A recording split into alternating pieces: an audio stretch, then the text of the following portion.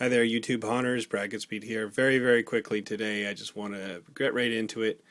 I just wanted to show you a couple of tips that I use to get the most out of a Costco skelly or skeleton from, I've heard in the States you guys have Walgreens, and those are a good skeleton too. They may be the same thing. So basically a $40 skeleton. It's cheap. It's great for the price, but it's got a few issues with it that I like to try and address. And I'll go over that here.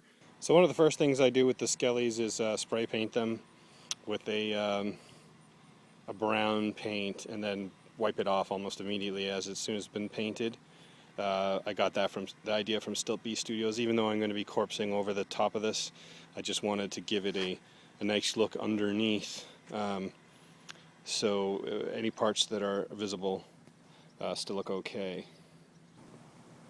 So I don't know if you can see, but I've used my heat gun and applied it to these bones and kind of bent it back to try and get a curve into the spine. These Costco skellys are great, but the spine is so stiff, so I'm going to try the same thing here.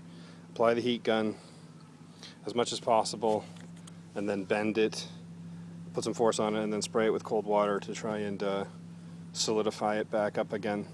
And we'll see if that works on the spine segment as well. Alright, voila, it worked quite well actually. It took some patience and some doing, but as you can see I laid the skelly over top of my table here, my makeshift table, and allowed the weight of the upper torso help me with the bend. And I concentrated on one joint, sort of that part between the individual vertebrae. And this one right here is where I concentrated my heat on the top and bottom, and then just slowly the guy started to sag, and now he has a curved spine, which is a lot more interesting looking than the way these guys come. But any little bit you can do to add some character into any of your props, you should do it. So it's hard to see from this angle, but I have to hold the prop up and shoot it at the same time. So you can see now I have a curved spine and a curved neck, and yeah, it makes the mold come a little loose when you bend it like that. The two sides don't line up, but I'm gonna hide that, so that's not a problem. And you know, again, it's hard to see from this angle, but he's got a lot more character now. Another thing I'm not so fond of about these skellys are their hands. First of all, they're really small, although the whole skeleton's pretty small, but and second of all, they just look so calm. Like if you died, and you died with your hands in that position, then you probably died in bed. Your wife was bringing you tea until your last moments. Doesn't look anguished at all. Now this, on the other hand, whoever died this way died in pain, writhing in agony. And so I did just the same thing here. I'm wearing gloves, my wife's gardening gloves, because I'm secure enough in my masculinity to wear them. And I basically used the heat gun at the joints, and I went all across these four joints here to bend the individual fingers into kind of different positions, and then went at some of the knuckles to twist them, made sure that the thumb wasn't in that kind of, you know, flat position parallel to the other fingers, so it was an opposing thumb. It just looks more like this hand was in agony. And in the pose I want to have the skeleton in its final use, the hands will be quite visible. So you can make an argument to just replace these hands with something else, but I just don't have the time. Okay, so now I've wired the knees together so that they don't just dangle free, and it gives, again, that kind of adds more of a pose to what we're doing. Okay, here's an experiment I'm doing. I don't like how the skeletons come with these black eyes. Everything is brown, and then it's just like this really starkly painted black that fills in the eyes and the nose. So I just dashed a little white spray paint in there. I'm going to go over it with the brown and just see if I can even out the tones a little bit. Okay, so the other thing I remember about these things last year was that the head just wants to flop all over the place. It always wants to twist because it's just sitting on a ball joint there. Now, I don't intend to hang this from the string that comes on the top of the skull. I just cut that off actually, so I won't be any stress on the head. So I'm just filling this with epoxy sculpt, a generous amount of it, so that the head doesn't keep twisting once I have it in place.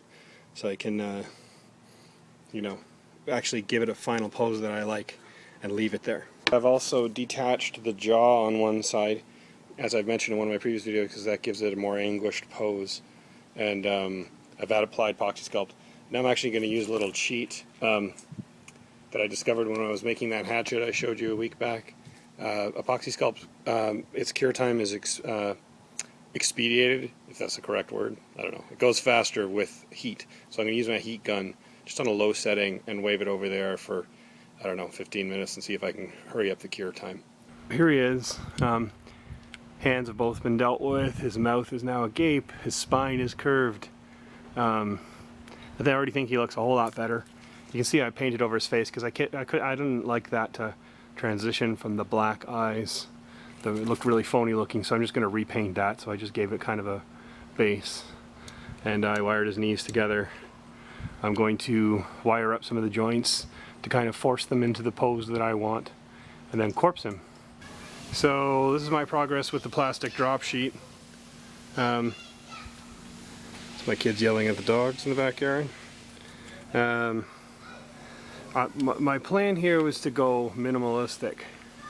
I did not do drop sheet or corpse between on the joints of the arms to the shoulder joints, because I'm going to want to be able to reposition the arms for storage. But I will wire them up into place because the arms are going to be outstretched. But my idea was to go minimalistic with this because I'm also going to be adding cotton and latex corpsing on top in some key places. And I don't want, I find that these skeletons are so skinny and it's so hard to add bulk with this process that might as well go for a skinny look in the first place. So I'm just going to kind of go minimalistic with the corpsing, and then corpse up around the face, and then move on to paint. Okay, so this is after the plastic and heat gun method and cotton and latex. So as I've mentioned in some of my previous videos, I like to use a combination of things so you're not wasting a ton of latex, and so you can get the body covered kind of quickly. I tried to melt it way down this time, looking less for volume and more for texture, as you can see in the bones between the legs. Then adding latex here and there on the limbs just for a little grit, and a little bit more on the torso, and of course a lot more around the head because you can kind of sculpt with latex and cotton on there.